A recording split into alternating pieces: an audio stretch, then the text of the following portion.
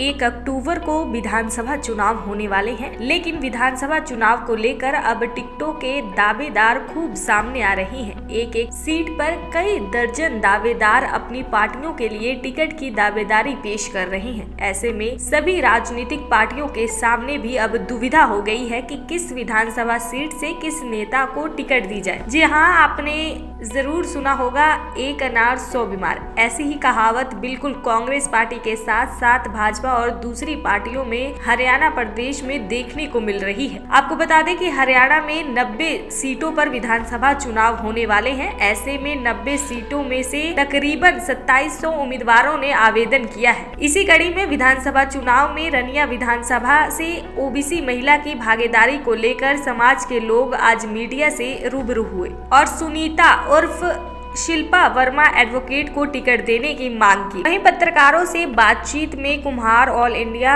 Political federation के मुख्य राष्ट्रीय सचिव दर्शन प्रजापति ने कहा कि रनिया विधानसभा सिरसा का सेंटर पॉइंट है और यहाँ सुनीता उर्फ शिल्पा वर्मा एडवोकेट लंबे समय से जनसेवा में जुटी हुई है। हम चाहते हैं कि हमारे समाज की महिला को राजनीतिक में आगे आने का अवसर मिले। जो आज मैं पॉलिटिकल फेडरेशन का मुख्य महासचिव होने के नाते यहाँ पर पहुँचा हूँ सिरसा के अंदर, क्योंकि हमारे समाज की एक बेटी जो रानिया विधानसभा से विधायक की उम्मीदवारी का अपनी लड़ाई लड़ रही है, उसके लिए आज सिरसा में इनके लिए मीडिया में आया हूँ। क्योंकि सुनीता शिल्पा वर्मा काफ़ी सालों से, कम से कम 20-25 वर्षों से जो संघर्ष इस रानिया विधानसभा के लिए कर रही हैं, उनकी दावेदारी सबसे मजबूत दावेदारी बनती है। क्योंकि यहाँ महिला और पुरुष की जनसंख्या भी बराबर है, दोनों अनुपात 50-50% के लगभग बने हुए हैं।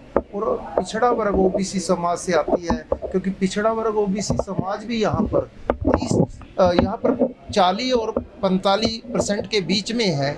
महिला होना और महिला की और एक पढ़ी लिखी महिला होना, सामाजिक महिला होना और अपने हलके की जो छोटी छोटी उनकी ज़रूरतें हैं उनको पहचान करना, रानिया को उपमंडल का दर्जा दिलाना, ये इनकी मुख्य मांगे रहेंगी। शिक्षा के ऊपर, नशा मुक्ति के ऊपर और रानिया को विशेषकर मंडल का दर्जा दिलाना, ये इनकी मुख्य मांगे रहेंगी।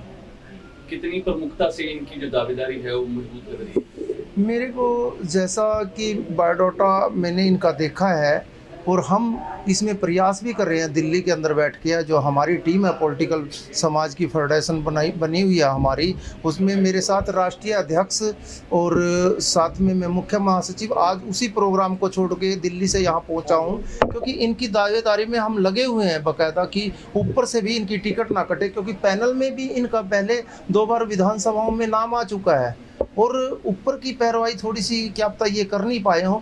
पर आज हम पूरी अपनी जो हमारी संस्था है इसके साथ कंधे से कंधा जोड़ के खड़ी है। वहीं सुनीता उर्फ शिल्पा वर्मा ने कहा कि वे लंबे समय से लोगों के बीच में हर स्तर पर जाकर लोगों के काम करवाए हैं, लेकिन विकास करवाने के लिए पावर में आना होगा, इसलिए वे एमएलए बनना चाहती हैं। रनिया में बेशक उन्होंने ग्राउंड पर रहकर लोगों के काम करवाए, लेकिन विकास कुछ भी नहीं हुआ। रनिया के हालत बदल दे।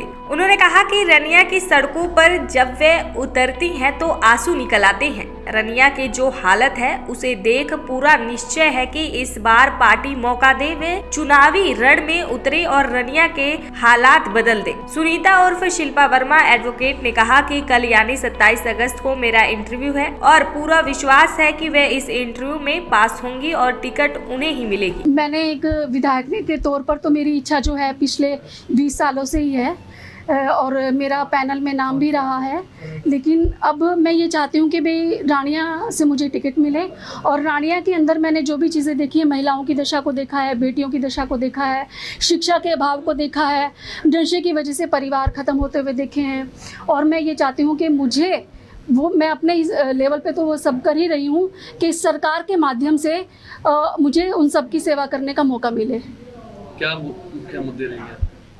हमारे मुख्य मुद्दे यही रहेंगे जो मैंने आपको बताया है कि रानिया को उपमंडल का दर्जा दिलाना, नशे को जड़ से उखाड़ फेंकना, एजुकेशन पे काम करना, और जो भी सड़कों की और गांव की जो वहाँ की स्थिति है, मेन सड़कें तो अच्छी बनी हुई हैं लेकिन गांव के अंदर जो विकास के कार्य नहीं हुए, सीवरेज की समस्या है और मतलब जो भी समस्याएं हैं वो देखकर उनका सबका निवारण करना। और पार्टियों के भी कैंडिडेट है, उनसे अपना मुकाबला किस तरह मानते हैं? और पार्टियों के कैंडिडेट हैं, सब अपने अपने स्तर पर अपनी अपनी कार्यवाही कर रहे हैं, लेकिन मैं पिछले लंबे समय से रानिया हलके में काम कर रही हूँ और एक महिला होने के नाते, ओबीसी होने के नाते, और रानिया में हमारे समाज के 35 से 40 हज़ार के करीब वोट हैं।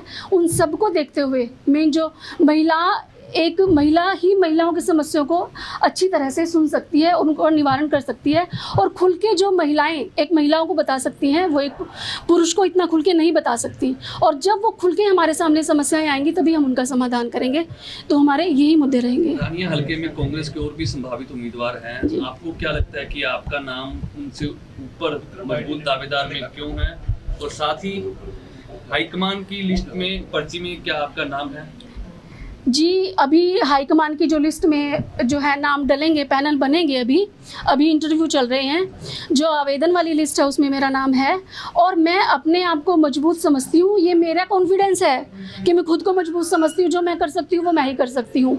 दावेदार और भी लोग बहुत हैं, सब अपने अपने लेवल पे तैयारियाँ कर रहे हैं और उनका अपना कॉन्फिडेंस है, लेकिन मैं खुद को मजबूत समझती हूँ। दैनिक सवेरा के लिए सिरसा से विजय की रिपोर्ट। देश दुनिया की हर खबर सबसे पहले देखने के लिए फॉलो करें Dainik Savera TV, YouTube, Facebook, Instagram, X और व्हाट्सएप चैनल पर।